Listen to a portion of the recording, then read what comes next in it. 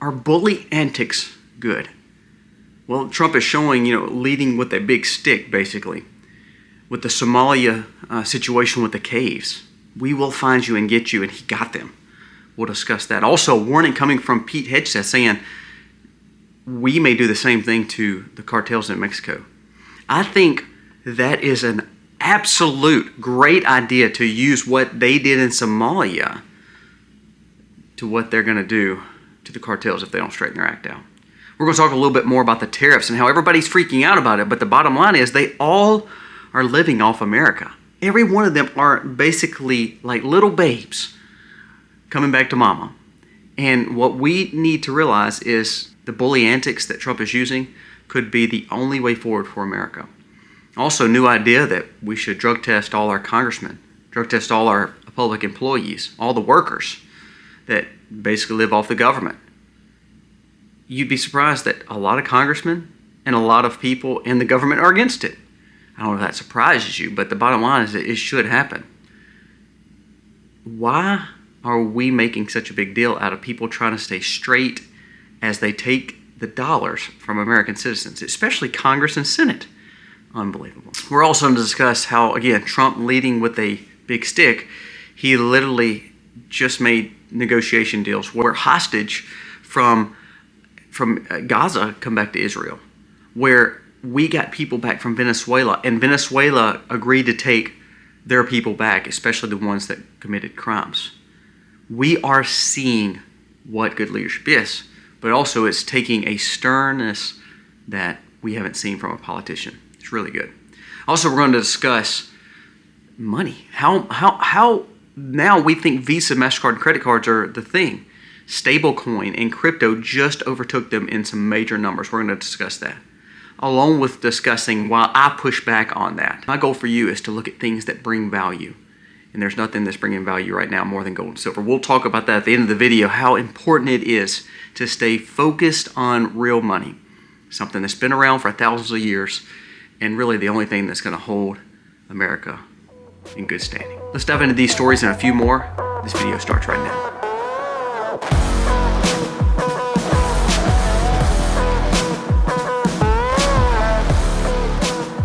Hey guys, welcome to the Max. Thank you so very much for being here today. If you are new to our channel, please go down here, press subscribe, ring the bell, give us a thumbs up or a thumbs down, that's okay. But let us know what you think about the content of today's video. I'll be honest with you, there has been a lot transpire in the last 24 to 48 hours. So we're going to talk about as much as we can in a short amount of time. We also are going to plan to do a live very soon this week. We'll have more details on what day that's going to be. We'll still come out with a normal video, but we're going to just do a live and do questions and answers on a lot of these topics that we can't get to in the videos. Also remember, follow me on Twitter, because a lot of times if I'm not talking about it in the videos, I'm talking about it on Twitter and also in the newsletter. So now let's jump into the content of today, because there is a lot that went on. First, let's talk about Trump leading with a big stick. First and foremost, American citizens come home from Venezuela. Also, Israeli hostage that were being held by Gazans have been released too. All negotiations based on Trump's leadership. Now, we don't have a relationship with Maduro, but we sent over Rick Ganell and basically negotiated these terms, not only to get our people back that they had, but for them to agree to take the Venezuelans back that we have here, especially the criminals. So why are we complaining about this? This is a good thing. That moves right into the tariffs. We act like it's a bad thing. Now, let me tell you what's happened so far. Canada has come out and they're threatening to re-tariff us. Now, Canada's goods that they get from us is around 25 to 30%. Same with Mexico, 25 to 30%, meaning their GDP, their goods they're getting is based on what Americans giving them. You know how much of Canada's and Mexico's goods coming in here is a threat to our GDP? It's like 1%. Meaning we have the upper hand in this negotiation. Their economies are based more on what they get from us than what we get from them. So it's a perfect ploy to say, look, you're not just going to nurse off me for the rest of your life. You're not a babe for America anymore. You know, you think about it. I have cows, I have sheep, I have pigs, and when they have babies, they're nursing. They need their mother. However, it comes to a point where I wean them off because they don't need to be on their mom anymore. They need to grow up and start eating their own grass, eating their own feed. Well, it kind of comes to the same thing. Everyone in this hemisphere lives off us. And I think Trump is saying, look, I'm not going to be your mama anymore. It's time for you to all grow up and start eating for your own, doing your own thing. And I think that's a great idea. Then, if you are going to do relations and have relations with us, you're going to do it the right way. Guess what? It's affected Mexico and Canada's currency. Canada came out and stated that we will go back to almost 2020 style lockdown versions of economy, meaning they're going to have to give money to the people because of what it's doing. And then he comes out and he threatens Republican states that they're going to hold it over Republican states and tariff their goods more. This is just a non-event. You know why? Because like Texas, Abbott actually finally kind of grew up a little bit, and he said, look, don't play games with us. Texas' economy is bigger than all of Canada combined. Don't play games with America. Huge, huge, huge. See, this is what true leadership looks like. I know people say, well, we don't like the bully antics. Who cares? At this point, we've been the little boy that's gotten beat up at the party when we shouldn't have. Now it's time to grow up and actually hold people accountable that's getting our money. Now, I think Japan was another one. At one time, Japan was very, very close to America, and they still are, but their politics is kind of waning. But their new leader comes out and he threatens and says, it's wrong for America to do tariffs. Let me give you an idea of what happens with Japan. Japan holds a lot of our debts, but you know why? It's because we have their military. We are their military. We're the ones that protect them. They can't do it without us. Without our protection, Japan would be no more. That was an agreement. And if you go back in time, look in World War II, the things coming out of World War II, all the last 50, 60, 70 years, we have been their only lifeline. So again, it's one of those things, look, I don't care if you like it or not. If you want to have a problem with it, you can go back and pay for us for all the use of military that you've had. Well, they're like, oh, they hold a lot of our debt. Well, pay us back for all the military uses you've had. And to be honest with you, you'd realize pretty quickly that we take care of Japan, and Japan can't make it without America. So you see how that works. Trump is actually just calling the cards as they lay. I love that. I love the fact that he's not doing political speak. Now, I don't like the profanity. I don't like all the, the derogatory comments, but I do love the fact that he is willing to call, the ace of spades an ace of spades, and he's willing to say, either you're going to do this correctly or you're not going to do business with America. Now, let's go to the situation with Somalia. There was a story that said that Trump basically unleashed, he said, we will find you and we will kill you. He basically wiped out a set of ISIS leaders that were in a cave, a Somalian cave. And nobody else was hurt. They said there was no casualties other than destroying this area here. Here's what I think this was showing. To me, this had nothing to do with some ISIS in Somalia cave. This had to do with telling all the world leaders, don't play with me. Don't threaten me, because this is how I can handle this threat. We can take you out. Now, he's not doing that to start war. What he's doing is saying, look, just like the cartels, you keep bringing drugs over here. You keep trafficking our people. As quick as I went to those Somalia caves, I can hit those cartel billionaire homes sitting in Mexico. That is what we need in America. That he not only threats, like for instance, the tariffs, he signed the bill. There are tariffs going on now. Colombia came around. Mexico will definitely come around. Canada will come around. That's what leadership is. And the reason he hit Somalia caves over there and he hit, talking about the Africa and Middle East area, not only did he get people back to Israel, do a negotiation of peace, he's meeting with Netanyahu in America. Listen, that is a threat to everyone over there that decides to say they're going to do something to America. Trump's not playing any games anymore. And the reason he considered the cartels an act of terror, and he considers them a terror group now, like he does ISIS and all the rest, it gives him provocation to say, well, we're going to use all means necessary to stop them. So if I was those cartels down there, I'd be kind of looking over my head, just like what happened in the Somali cave. I think Pete Hegseth said it best. He said, look, we're not playing games. We're not even taking that off the table that we can go into Mexico and take these cartels out. So not only are we putting tariffs on Mexico, we're securing the border. We're going to take out the cartels. I think what we're seeing here now is, look, we want to work with you, Mexico, but if you choose to work against us, it's not going to change our policy. We're going to keep on going wholeheartedly threadbare to protect America. And protecting America means you stop the flow of illegal, illicit things coming across our border, and also the fact of the trafficking. Both those things should be stopped in an instant, all because it protects Americans. Now, what blows my mind is your leadership in Washington, your Congress, your Senate, your bureaucracy is against this. Now again, help me understand, and I want you to try to justify this for me.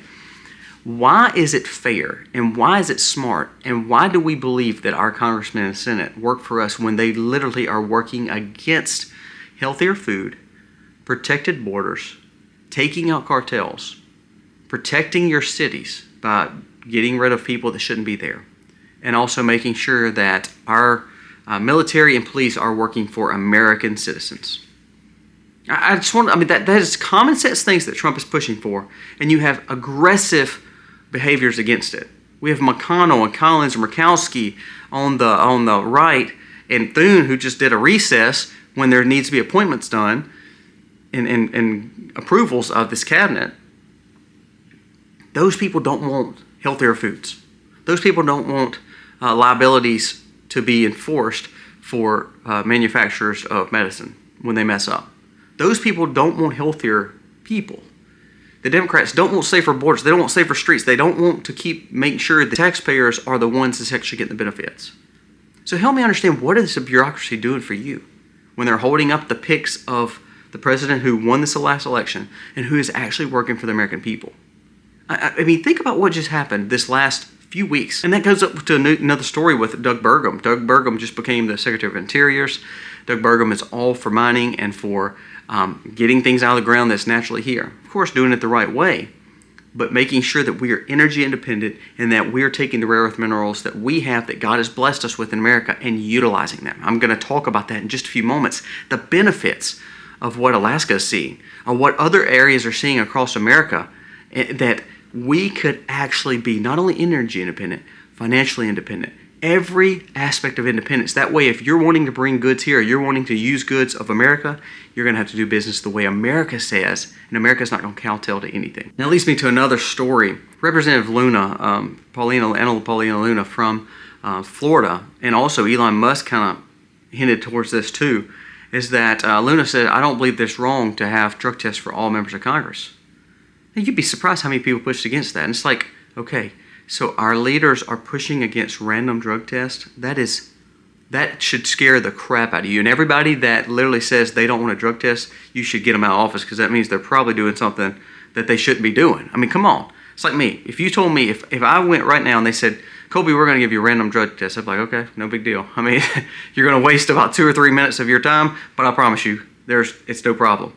I wouldn't have any disagreement to it because I have nothing to fear on that aspect. Do you get what I'm saying? You would say the same thing. But if you're trying to hide the fact of whatever you're doing that might not be right, or the things that you're on that might not be right, that would be the people pushing against what Anna Paulina Luna just said. Not only did she say that, I mean, it's going crazy. It's trending that people are wondering why in the world people would not want that. Not only for Congress, but for leaders, the bureaucratic class, all these people in leadership. And then Elon Musk came right after that. And again, the richest man in the world, a man who is running 6 businesses, has like 12 kids, and don't get me wrong, he's not perfect by no means, and there's some sketchy stuff about him, but listen to what he said. He said, Elon Musk said it would be a great idea to implement mandatory immediate drug tests for all federal workers. Everyone that's collecting a taxpayer check should have to have a drug test. I mean, I think it's only right for an employer, for his employees to say the same thing. Don't most employers say, my employees will have to take a random drug test to make sure they're clean? Hospitals do it. Big manufacturers do it. I mean, all these people do it. So why in the world are we not holding the same standards to the public workers, which is one of the biggest, if not the biggest, employer in the world, is the American federal government. And we believe they shouldn't have random drug tests? We believe that they should be able to work from home just because they want to? We believe that they don't have to come in the office? We believe that it's okay to have fluff in the government? No, all this stuff needs to go away. So this is where we need to come back and say, why would we not want drug tests? Why would we not want the best of the best working for the federal government? If we have to protect Americans and we have to make sure that we have the best and brightest always, why in the world do we not have drug tests for every employee, every elected official, every contractor for the government? You know what that would do? That'd actually probably clean up a lot of the workers, because most of them would have to quit or resign because of the dangers of the drug tests. which could be a good thing. This is the change that we need. This is ruling with a big stick. This is saying, look, I'm not trying to call you out. I'm just saying if you're going to work, you're going to have to be on your P's and Q's. Now, I'm an employer, and you've worked for employers, or you're an employer yourself.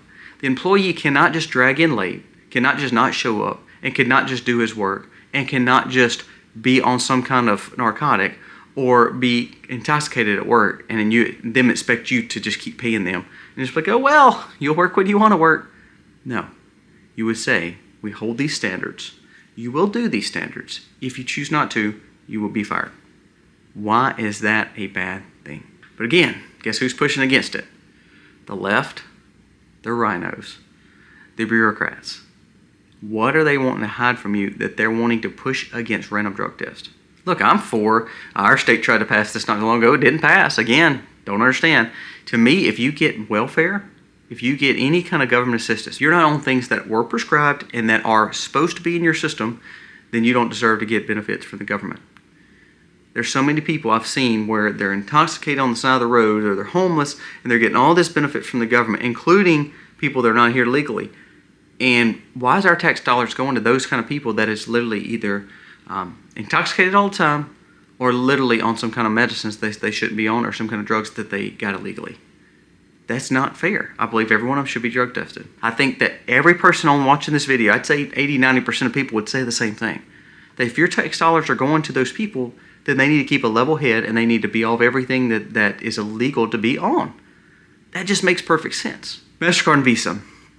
There was a story that came out that said the stable coin and crypto, the uses of transferring money, the uses of doing business in the world right now, MasterCard and Visa literally just got bypassed by stablecoin. Meaning that people are using volumes of crypto to do transactions more than they're using Visa and MasterCard. Now, this scares me because, again, we are going to a digitized society. MasterCard and Visa was already enough. You use a credit and you pay for it, or even debit cards, and people are getting away from cash, which scares the mess out of me. People are getting away from gold because of that. Well, here's what I want to pay attention to. If people keep going to stable coins and cryptocurrencies, and I know Trump and I know a lot of this administration is pushing for it, I think it's kind of like AI. I think you just want to be on top of it, but ultimately you cannot turn away from things that bring value to goods and services, like Elon said the other day. Stable coins and crypto is not the answer. It may be a passage of right now, a rite of passage, but it is not the answer. But when it starts passing Visa and MasterCard, that means more of these generations are using a currency that is speculative, that is truly fake, that is all based on what? Nobody can actually explain it to you. People start trying to talk about Bitcoin or crypto, most of them cannot explain to you what it actually is, because it is not a tangible commodity. It needs the grid, it needs energy, it's like AI. It cannot be something that you tangibly see. Now, the dangers of those things is if you can't tangibly see it, then you don't know how it works, and sometimes if you don't know how it works, it could take advantage of you, kind of like AI. Well, guess what? Because of the tariff situation, the stock market fell a little bit. It's at all-time high, but it did fall a little bit. The cryptos like Bitcoin and other cryptos struggled a little bit. What went up? What went up in value this last week? Gold skyrocketed. Gold skyrocketed. And now we see regulations starting to drop so we could get some gold out of the ground here. And that is going to be key. We can look to future money, and that's all great and all, but when it comes down to it, what brings value to your family? What has brought value for thousands of years when you talk biblical days or when you talk about any empire was gold, intangible assets, and things like foods, goods, and services. Well, we have to get those things. We have to find ways to get it. Well, Doug Burgum's already said that he is going and he wants to mine. He wants to get into the business of making sure America's energy and precious metals and rare earth minerals and gold, silver, all the things that's in our ground, that we can get them up. That's why I want to bring up what Trump did with this executive order. I want you to listen to the sponsor of today's video, but not only that, I want you to pay attention to why I believe in this company. When I think about value, and I think about how we see our whole world is moving towards this new digitized currency. I'm a little old-fashioned when it comes to this, though. I look at the fact of what has actually built wealth over the years. What are some of the assets that we should be holding? And now we have a president in charge that actually is supporting not only the new way, but the old way, because he knows the value. He knows the value in precious metals. I want to bring this story up to you. Trump on January 20th signed this new executive order about wanting to unleash the major potential of mining in Alaska. On January 20th, President Trump signed the executive order calling for unleashing Alaska's extraordinary resource potential. It reads, "By the authority vested in me as president, the Constitution and the law of the United States, I hereby make this order." We're starting to see the push for gold. Remember, some things that we have had for all these years is not bad. It's the things that's made us prosperous, the things that's made us who we are. Free America. And we have things under our ground right now that brings so much potential to making us great and keeping us great. The state of Alaska holds an abundant and large untapped supply of natural resources, including, and among others, energy, minerals, timber, seafood. But President Trump indicates he wants to develop something even bigger and to the fullest extent. This is a quote from him. I want you to listen to this. It says, "Unleashing the opportunity, however, requires an immediate end to the assault on Alaska's sovereignty and the ability of responsibility in developing the resources to benefit our whole nation." This executive order opens the potential of doing everything and anything it needs when it comes to tapping all the wonderful resources that America has in its ground. While there's specific things like mining and the gold that we're going to be discussing hasn't been announced fully yet, the anticipation and knowing it's coming is what makes me excited. Today I want to share with you a specific company that has huge amounts of land and resources and ties to Alaska and the mineral resources such as gold. This company has no debt and has $4.4 million worth of cash. And now they have a president who is willing to open up opportunities in the great state of Alaska. And that's kudos to our President Trump. The sponsor of today's video is USGO. Trading on NASDAQ, the ticker symbol is USGO. Gold is at an all-time high. Now listen to this. When they actually had their IPO, gold was at $1,950 an ounce, which is a lot of money. Don't get me wrong. We were happy to see that. But now we're almost $1,000 over that with their flagship Whistler project dealing with gold, copper. Listen to this. It includes 3 gold deposits with a combined estimated mineral resource of 6.5 million ounces of gold or gold equivalents in the indicated category. Listen to this, plus an additional 4.2 million gold equivalent ounces in the inferred category. They are sitting, you never heard the expression, they're sitting on a gold mine? Well, that's pretty much what they're doing. The most critical development, in my personal opinion, is not just the value of what we have sitting there. It's the fact that we have an administration, the Trump administration, standing behind manufacturing, making America great. Not only that, to have, look, mineral operations and mining operations in the U.S. Well, with all those bullet points, U.S. GoldMining has it with the Whistler project. For instance, this is the picture of the CEO, Tim Smith, of U.S. GoldMining in this project with the governor of Alaska. Tim Smith, the CEO, came to U.S. GoldMining from Newmont, which was a 100-year-old gold producer. Even before that, he worked for Goldcorp, one of Canada's biggest gold producers. So the guy knows what he's talking about when it comes to the opportunities here sitting in Alaska. Bank of America just came out and said that they believe that gold bullion will hit $3,000 an ounce within the next 12 to 18 months. So I've always told you to buy bullion, but that's expensive. Well, here's one of the next best options you can do. Look at gold stocks and gold producers and gold mining companies. U.S. GoldMining could be the answer for you. Gold stocks overall are trading at a 40% low or even lower for some companies. Reason being is because the last administration held down these companies that were mining and trying to build new opportunities to find gold. It's unbelievable that they were almost working against us with regulations and law. As I said, remember, they're down. They're actually down. The stock is down because of the last few years of Democratic rule. So the current price is around $5 to $6, and that's what it's been trading at. So it is down around 50 to 60%. How crazy is that? To where now you may have an upswing in looking at the potentials of hedging against the market, hedging against, downturns with a gold stock like U.S. gold mining because the untapped potential in Alaska. The state of Alaska has so much. A company that has a lot of money and a lot of potential to invest. Check out U.S. Gold Mining today. Personally, this is one company that I really believe in. I love buying tangible gold bullion assets, huge. But for the money that I have in the market, then when I'm worried about it and when it's in crisis mode and I don't know what the dollar's going to do, when you have opportunities to look at gold stocks when they're at this low, why not see that as a major opportunity? Check this company out, U.S. Gold Mining. I will leave a link below to them and also a whole presentation about this project so you can get every ounce of information if you're interested. If you have money in the stock market or you're in retirements, I personally do. But I've invested in gold mining, gold stocks too, because not only do I want tangible bullion, which I believe that's a game changer, I want to make sure that I'm hedging even in the market. And this might be the greatest time because of some of the policies that Trump is putting in. Now let's talk about one major story to kind of end it up, and there's a few little things we'll talk about it. There was a story that just came out, and Mario Nafal shared this, the Black Hawk crash that just happened in D.C. With the plane. I want you to listen to this.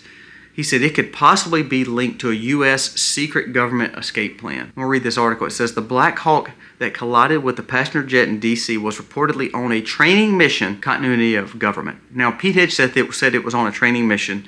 Of course, he just got in that. He didn't set this up, but he just said that's what it was on. It was on a training mission. Quoted the continuity of government, which was released and leaked, a hush-hush plan to whisk top officials to safety during a disaster. You know, you ever seen these movies where, you know, some person tries to take over a government and they destroy parts of it and they get the leadership out, they get the president, the vice president out, they get the senior officials out. Well, that's what they're saying. This was a training operation too, which, my gosh, I hope that never comes true because, I mean, they would have died in the middle of all this. But I want you to listen to this. It says the crash killed 3 soldiers from the 12th Aviation Battalion, the Pentagon's go-to for emergency evacuations. Another 64 people, of course, passed away on the plane. Defense Secretary Pete Hedge has confirmed the crew was in a routine night flight along with classified routes. But here's the thing I want to think about with this. Do we need training exercises for this? Yes. I mean, because this is what happens when all of a sudden if we're not prepared for anything catastrophic. I mean, this is basically a prepping situation, what they were doing, and preparedness and survival. But I know you can't tell. I know they can't tell air traffic control that. I know that they can't do this, but why are they doing this in the middle of a busy time coming into an airport? I've never understood why the military would want to be flying even close to civilian areas. Now, they can do this training exercise, but you wouldn't be flying someone like the president, vice president, senior officials into D.C. You would be flying them out. So if they were doing a training exercise, why did they not have a little bit more better protocol, I guess, going out of here? Not only that, if our continuity of government or this emergency response team, that's kind of what this team was supposed to be, why would they need air traffic controller telling them what to do or not to do if they were on a training mission and they're supposed to be emergency response? If they're supposed to be emergency response, no matter if it's training, you would think they would have some major sensors and some major ideas of what needed to go on. They said they were 100 foot over where they were supposed to be. If this is emergency response, why are they so far off their target? So there's a lot of questions around this. I know there's came out with the pilot, and she's supposedly this amazing pilot. Well, accidents happen, human errors happen. What scares me is you're going to see more AI things happen to where, like Lockheed Martin says, that they have technology to run these kind of planes without, they can run these Black Hawks without even men in there. But the thing I wonder the most about is, if this is true, and we have emergency response from people like this, how safe is our nation if disaster response kicks in, prepping kicks in, preparedness kicks in, survival kicks in, and even on a training mission, they couldn't be successful? Think about this with our military across the world. We haven't really, quote unquote, won a war or fought a war and actually defeated our enemy since World War II. Every time since then. Not that I don't blame the troops for that. I blame lack of leadership.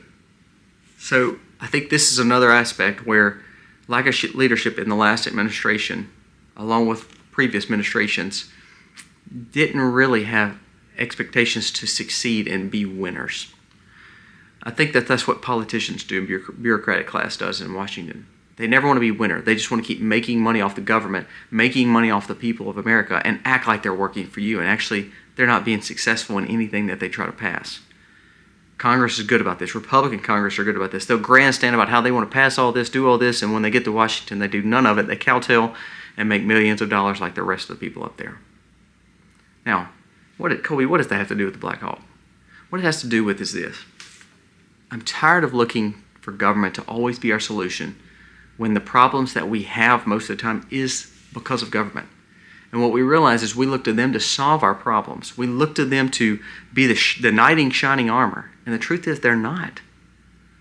Do I believe that government has a purpose? Absolutely. I think Trump's doing a great job of dismantling some of that bureaucratic class. And I think there's good things happening. However, it always comes down to this. You are the leader of your own domain, I guess you could say. You are the one that's got to protect your family. You're the one that's got to make wise decisions with your money, like investing in food and goods and skills and gold or gold mining. You're the one that's got to make those decisions. So we have to seek wisdom, common sense, and almost have to have this a little bit of, yes, we're excited, we have hope, we have faith, of course, in God, but there's a part of us that I think God gives us a little bit of fear and a little bit of a wariness, so that way we can always be on our P's and Q's.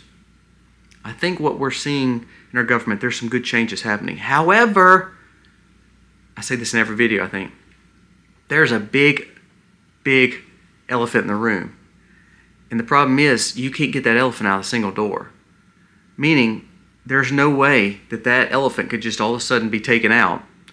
There's no way that we can get him through that door.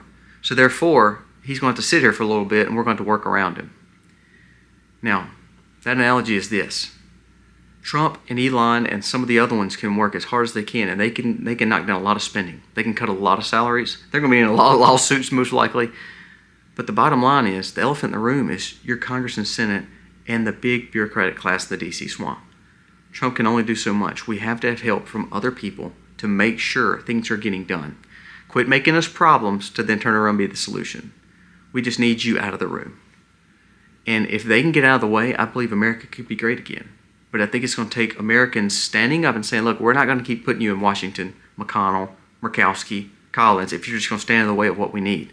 Just because what they're going to do is right before the election that they're supposed to be elected, they'll make one good conservative move. So then everybody's like, oh, got to vote for them. They were amazing. And actually, they've done nothing for you. But it's politics. We've got to get rid of the elephant in the room. We have to look for, like this Black Hawk situation, why this happened, blame the people it happened with, fire them, and start over and make sure we get a solution to the problem. Not make the problem bigger, not think that government can solve its own problems by keeping the same people in leadership that caused the problem in the first place. That's kind of like us. If we keep electing the same people, they're going to keep blowing it and not do anything for us. No offense to the people in Kentucky with McConnell, or no offense to anyone in Maine or Alaska and all these people that keeps electing some of these rhinos in. I mean, look, it happens to Cornyn in Texas, Cassidy in Louisiana, Wicker in Mississippi. Some of these people are weak and inept, and they're not leading us. We need to find ways to get them out of power and find people who are going to be problem solvers, people who are not going to just live off us like some of these other countries are starting to do. And I think Trump, with this big stick, is calling their hand at it. Now I hope he uses it on his political, I'd say opponents, but actually I hope he uses it on political friends like the Lindsey Grahams, the McConnells, the Thunes, the Cornyns, the people that's kind of standing in his way. I hope that the ground level conservatives and populists will do the same thing to get Trump elected, to get some of these people out. And I think then you would see the elephant in the room is not going to be the elephant in the room anymore. And our door's getting bigger so we can get that elephant out. Guys, thank you so much for watching. Let me know your thoughts on this video. Remember, check out US Gold Mining. I tell you these kind of things all the time. When I started telling you about gold, to buy gold years ago with bullion, it was at $1,600, $1,700, $1,800 an ounce. It is almost at $3,000 an ounce. I mean, look at it. It's at all-time highs. Don't miss out on the opportunity to put your money in something that's going to bring value. Food, stockpiled goods of bartering, tangible assets, gold, gold mining, gold stocks, because we have a president now who is actually wanting to see America thrive. And part of that is with gold. Guys, thank you for watching. God bless.